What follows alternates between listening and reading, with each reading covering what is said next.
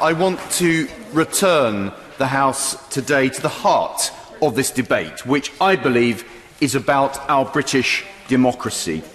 And I remember being handed, way back in 1975, a badge. It said, "Keep Britain in Europe."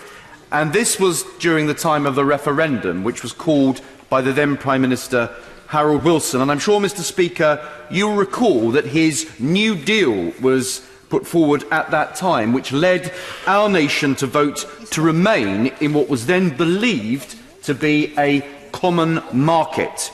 The generation at that time, including my own parents, genuinely thought that it would promote trade and prosperity whilst bringing the peoples and nations of a troubled continent together in peace and cooperation.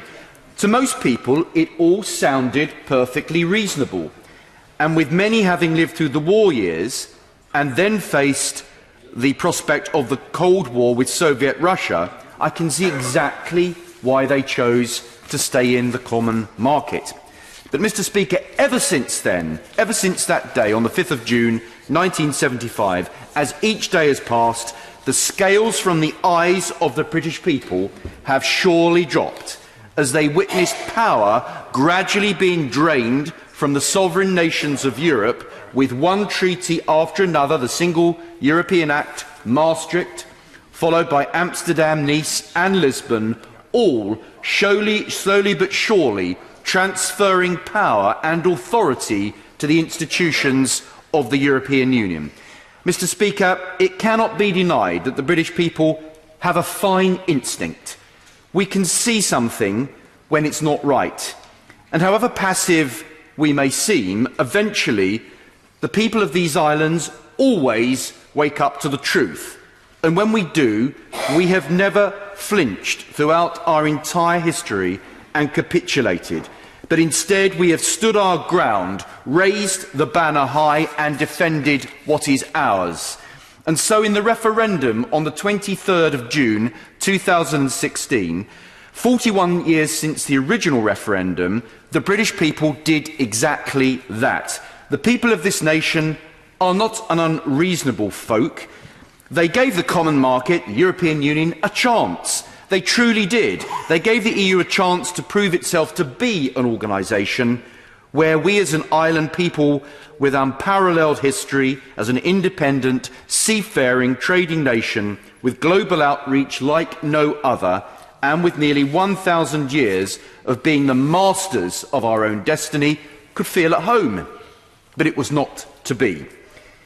If it wasn't like we didn't try, we weren't in it for a few months or a few years, we've been fully part of this for nearly half a century. And so after all that time, our people, the people whom we owe so much as their elected representatives here in this House, decided that they no longer trusted this EU institution, and they freely chose to get out, to leave, and to take charge of their own destiny again.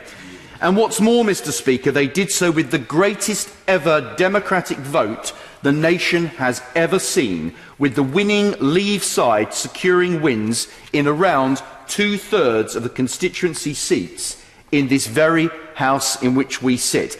It was this Parliament that gave the British people the right to make the decision. It was this Parliament who voted through the Referendum Act, which delegated this decision to the British people themselves.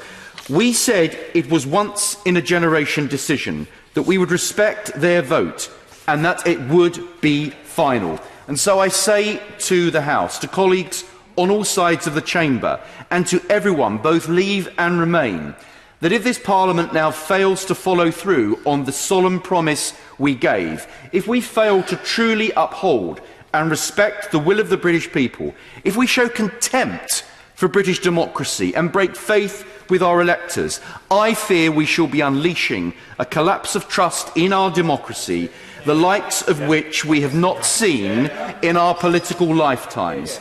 Our duty must surely be to our nation and its people, and in my constituency, the people of Romford voted by almost 70% to exit the European Union, and I can tell the House that they have not changed their minds and will not change their minds.